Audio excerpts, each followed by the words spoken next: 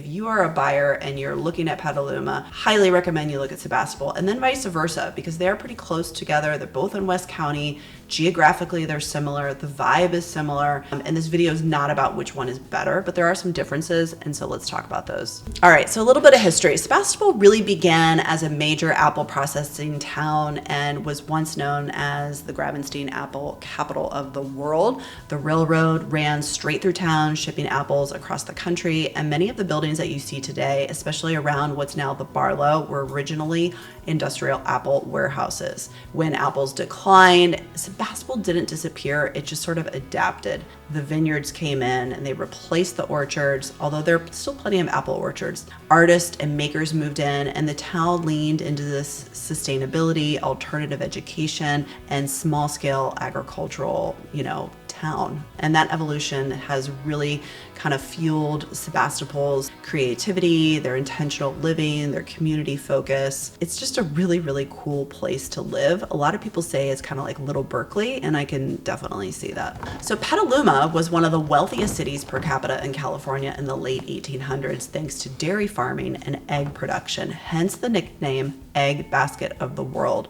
That's a pretty big statement. That agricultural wealth explains why Petaluma has such an impressive historic downtown. Those Victorian and early 1900 buildings weren't modest. They were built by successful ranchers, merchants, and shipping families. The Petaluma River made the city a major transportation hub, and unlike many towns, Petaluma really preserved its downtown instead of redeveloping it. That preservation is a big reason why downtown Petaluma feels so alive and authentic today. And while Sebastopol evolved inward toward creativity and sustainability, Petaluma evolved outward, becoming a regional center while still holding on to its history. Different paths, same Sonoma County foundation. Let's talk about kind of the region and the area. I would say neither is closer to the coast, but they access it a little bit differently. Sebastopol sits west of Highway 101, so coastal drives through West County toward Bodega Bay or Jenner feel very direct and scenic, and that's why people often associate Sebastopol with the coast. But Petaluma is just as close in distance, but coastal access is a little bit different, means heading west through a Valley Ford or Tamales, especially if you're going towards Dillon Beach or Point Reyes. So different routes and similar distances. Commute-wise, Petaluma's location on Highway 101 definitely has it beat versus Sebastopol, which is just a little bit further away. It's about 30 minutes away from Petaluma. So you're gonna have way quicker access down to the South Bay. So access to San Francisco and even further is gonna be a lot better than Sebastopol. And that's one of the reasons I would say a lot of people that are commuting kind of stick to that Petaluma versus going into, let's say, Santa Rosa, Cotati, or Sebastopol, because it's just that much further. It also has better smart train access, which might be a little bit more flexible for Bay Area commuters. Sebastopol might be a little bit better if you work locally or you just don't have to go into the office that often, and working remotely would work really, really well in Sebastopol. Before we go any further, please like and subscribe so I can bring you more videos. I really, really appreciate your support. Thank you so much. Let's talk about downtown life. So Petaluma's downtown deserves some real attention because it's one of the most active downtowns in Sonoma County. The historic core along Kentucky Street and Petaluma Boulevard is full of independent shops and businesses, restaurants, wine bars, retail shops, like my favorite, Estuary. It's where I get a lot of my clothes, and I love the owner, Hi April, live music venues, and local shops. There's also fantastic antique shops. There is an amazing kitchen store downtown, and I go to Petaluma quite a bit to go shopping because there's just a little bit more than there is in Sebastopol. The Petaluma River runs right through downtown, and in warmer months, you'll see kayakers, paddleboarding, riverside dining, and events that are kind of happening all along the water. What's changed in recent years is really the energy. As you know, COVID affected a lot of areas, a lot of businesses shuttered, and I would say Petaluma's kind of got it going on, post-COVID. There's just been a lot more energy, a lot more things opening, and there's just consistent foot traffic. It feels a little bit more lived in.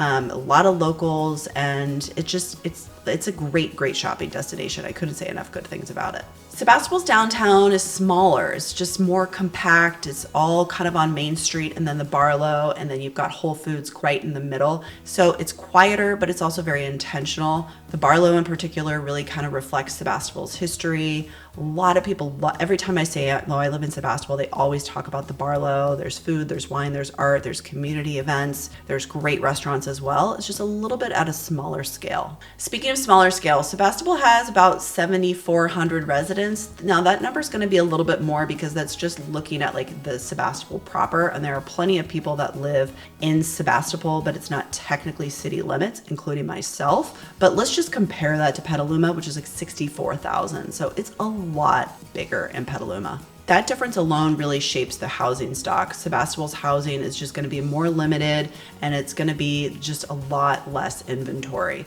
You're mostly going to be looking at single family homes and historic cottages or mid-century and modern homes, and you're going to find rural or semi-rural properties on larger lots. Certainly you can get homes with lots of acreage. Condos and attached housing exist, but they make up a lot smaller portion of the market. There are some new condo developments that are happening right next to Sebastopol Charter, but there's going to be a lot more condos and just a lot more diversity when you go to Petaluma. In Petaluma, the west side is home to all the Victorians and the craftsmen's really, really stunning homes. You're going to have more condos and townhomes near downtown, more of that apartment style living on some major corridors, and there's more newer suburban developments. Now on the east side, it's a lot of planned communities. You're going to find a variety of housing at a variety of different price points. Petaluma just really has more, and that could definitely be something that shapes your buyer search, is you might just not find the house that you're looking for in Sebastopol, and Petaluma just may have more to offer you.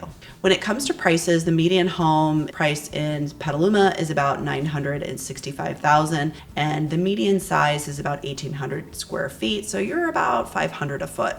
Sebastopol prices have been going up. We're at about 1.2 million right now for about a 1,900 square foot home, and the median price per square foot is now over 600. Daily lifestyle and amenities, they're both going to be kind of similar. There's going to be community events, environmental awareness. Sebastopol might feel a little bit more artsy, a little bit more sustainability, and it might be a little bit slower pace of life. Petaluma, can tend to have a little bit more of those farming roots. So you're going to have more dairies, more eggs. And Sebastopol, I think, is going to lean a little bit more towards kind of the apples and the wine. That would be another consideration. Outdoor access is really great in both areas.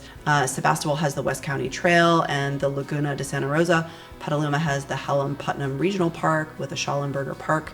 And events kind of follow the same pattern. As I mentioned, Sebastopol tends to be a little bit more art focused, and Petaluma has some really fun festivals. They have a butter and egg days and riverfront events. They do an antique fair, which is fantastic. And they're just kind of different expressions of the same kind of Sonoma County lifestyle. So where should you live? Sebastopol and Petaluma are not opposites. They're just two historic agricultural towns that grew in different directions, but they still kind of share that same DNA, so to speak. Sebastopol tends to fit a little bit better if you want maybe a quieter pace of life. I would also say there's more opportunity to kind of live in the redwoods and maybe have kind of that more hermit lifestyle if that's what you want.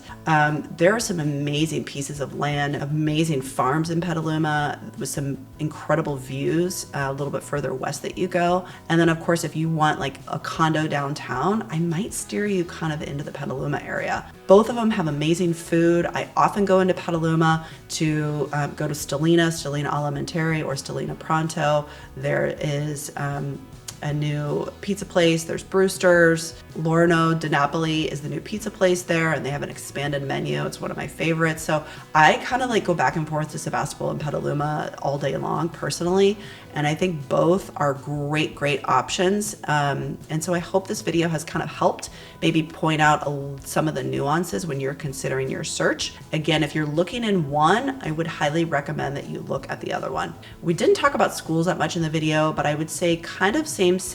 There might be a little bit more public school options. Well, actually, I know there's more public school options in the Petaluma area because it's just bigger. So you might find that you have better educational opportunities just in terms of what's available. Sebastopol, really just has a couple schools, but they also do have some really great charter schools. So that's something that you could also dive into. So hopefully this video was helpful. And if you have any questions, reach out to emily.beaven@compass.com. As always, make it a great day.